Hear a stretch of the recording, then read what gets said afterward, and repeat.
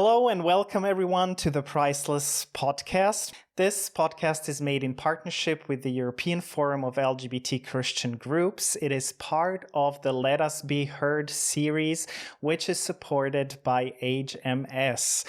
Subscribe, like, share, and comment in the comment section below. You can follow us on Facebook and Instagram. And let's go to our new guest today. I'm so excited because I was looking for someone for quite some time because I'm a fan of drag. My name's Mark Ashton. I am South African, but I've lived in the UK for many years. I am a Catholic, and I'm a drag queen. I didn't have a big coming out story, but I did grow up in a very conservative Catholic environment, and to be fair, I didn't really know myself for a long time what gay was, and what I did know wasn't that positive. I may have been called names growing up.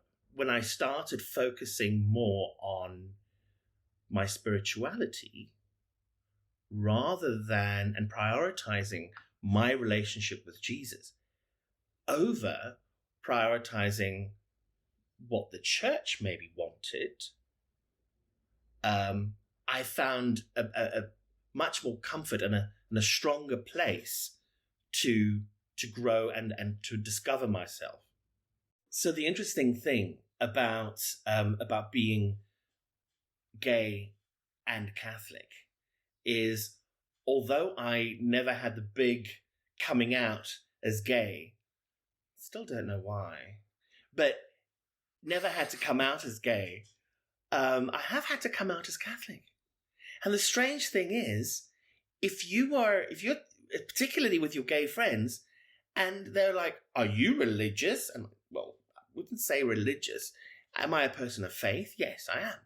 Oh, really? What denomination? Catholic. What? And they will actually argue with me, right? About how's that possible? How could you do that? How can you be Catholic and gay? It just doesn't work. The two do not.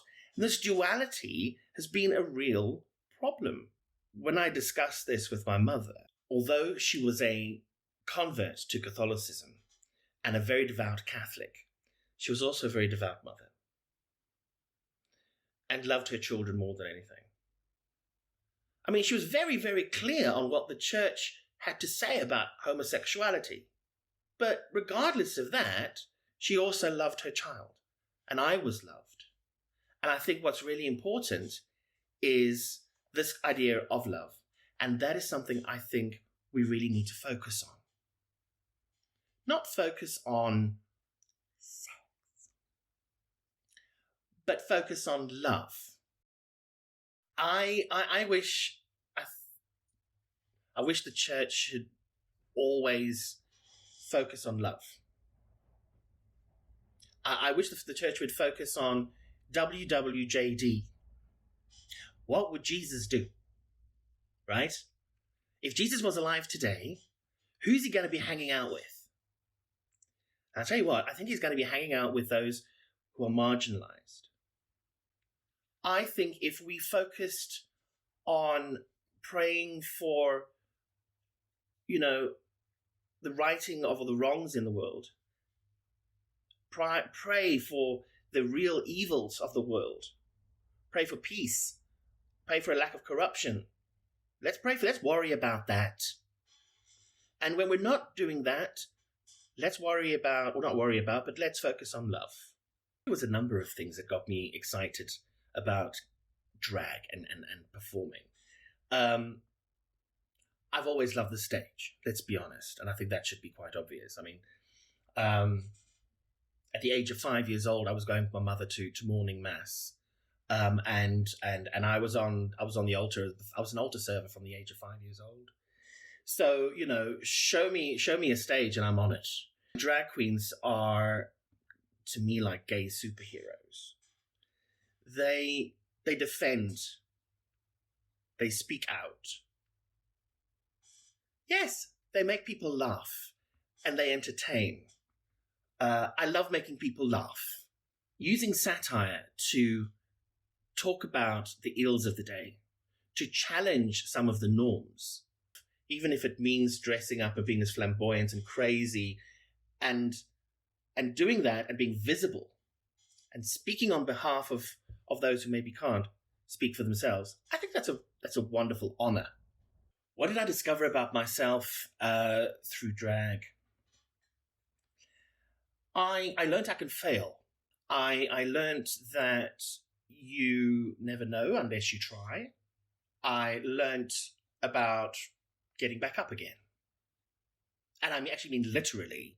I once took a step off the stage and I was in a bit of a rush for the costume change. And I think the strap broke on my 6-inch platform stilettos and I came down like a ton of bricks right in front of the audience. And that was a growth moment. But I got back up and I got myself off to the changing room. I changed, I went back, and I did the next number. It was humbling altogether, I think. And that's not something that you would ever associate with a drag queen, is it? I think it would have been a lot more helpful to me if in my development and finding my way, my journey of self-discovery, both of being a Christian and gay, being a Catholic and a drag queen, if Lady Gaga had been around when I was much younger. And, you think about Born This Way, which only came out in 2011. But, she says, don't hide yourself in regret. Just love yourself and you'll be set. I'm on the right track, baby. I was born this way. The fabulous Lady Gaga also said, don't be a drag, just be a queen.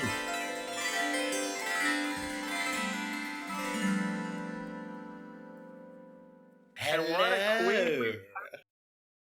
Oh, Matron is, she's everybody's favorite auntie. She's the one that comes to family lunches, keeps your mother on edge, your father entertained, and the kids, well, they love her. Because Matron, well, she talks the place blue, she tells funny jokes, she's entirely irreverent, and she winds up Mummy no end. So everybody loves a bit of Matron. One of the things I learned about being Matron, or Matron's taught me, is to be absolutely sure about who I am. And I think we get along just fine. The duality that exists in all of us, particularly if we're talking about being LGBT and Christian, or to being a drag queen and being Catholic. The important thing is that we're all the same person. The only difference is Matron is what fabulous looks like. Poor old Mark Ashton, he's got to keep it all inside. But Matron lets it all hang out and puts it on display. And that's the only difference, really. Matron is the fabulousness that Mark Ashton has inside. I think drag queens get away with an awful lot, don't you? We get to say and challenge things that other people only ever think. But as long as we do it for the right reasons and we do it for love, we do it with love, I think it's absolutely fabulous.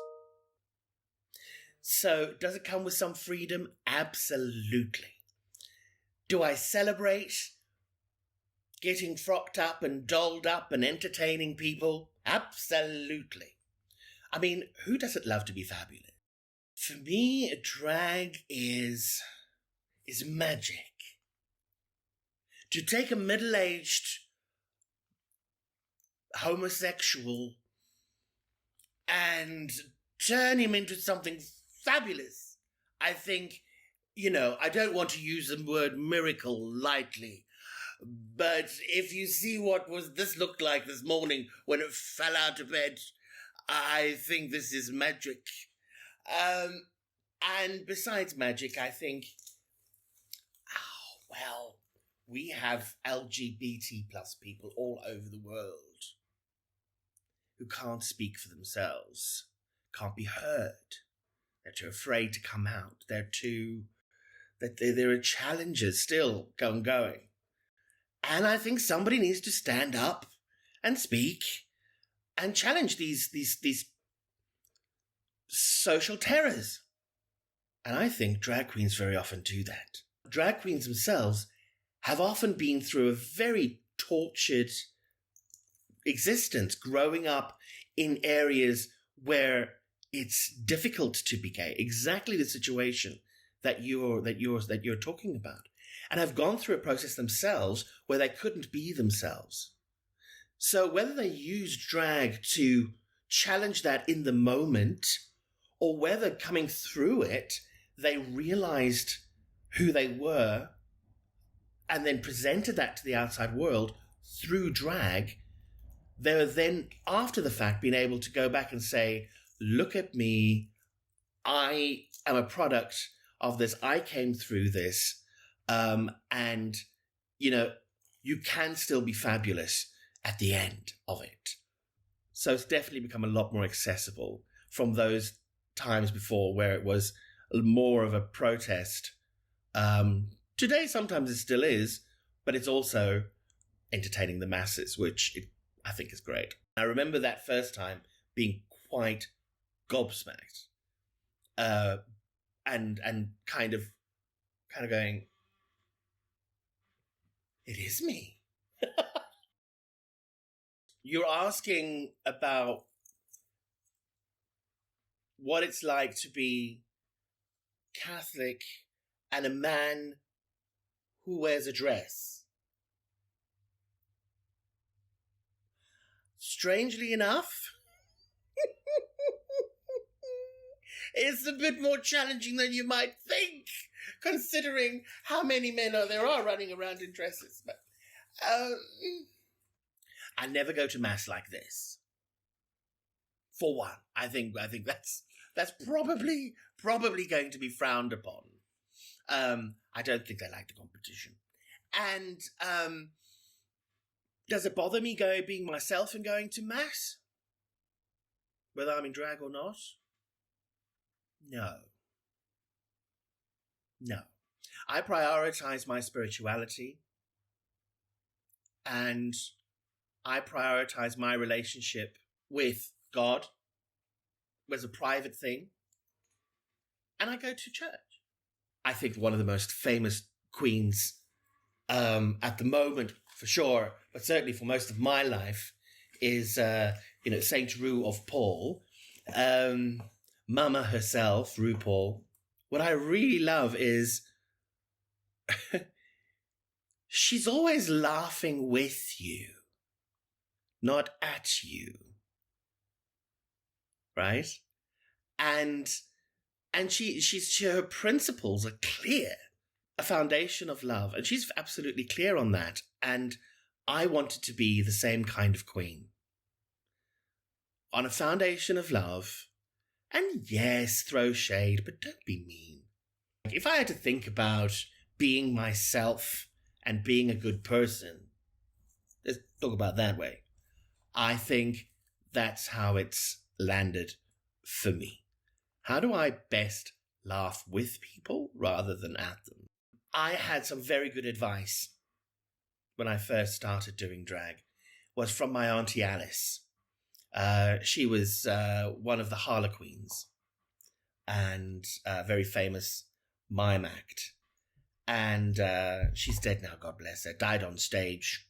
She said to me, every performance is just one more rehearsal, dear. I think learning that perseverance is something that we all muster and learn from our experiences and build on them. There's no business like show business, like no business I know. Sorry. I have musical Tourette's. I hope you don't mind. The world loves a clown.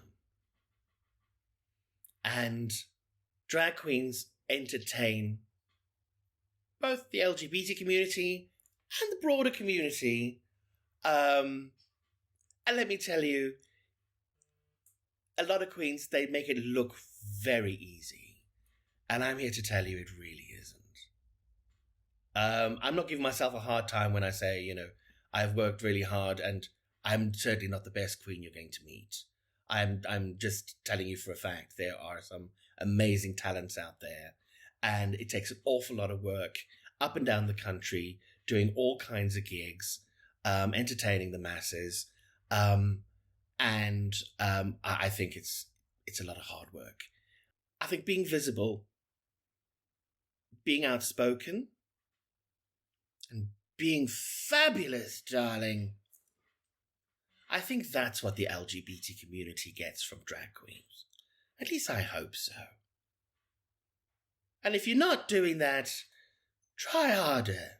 No, I'm kidding. We have to edit that bit out. They'll kill me. No. The shade of it all. The gay shade of it all, darling. The gay shade. They say it gets better. I say don't wait. You've got everything that you need right in here. Be who you are. Keep it on the inside. Or put it on the outside. But better starts today. And I think that's important. So yes, it does get better. But let's make it better today. There's plenty I could add, but I don't think now's the time or the place, to be honest. Call me later. I'll tell you the other stories, okay? You can find me on Facebook and call me Matron. Send me a little message. I'll tell you. This podcast is made in partnership with the European Forum of LGBT Christian Groups. It is part of the Let Us Be Heard series supported by HMS. Subscribe, like, share, and comment in the comment section below. Thank you for being with us and see you soon. Bye. And bye, Matron. Thank you. Bye. God bless.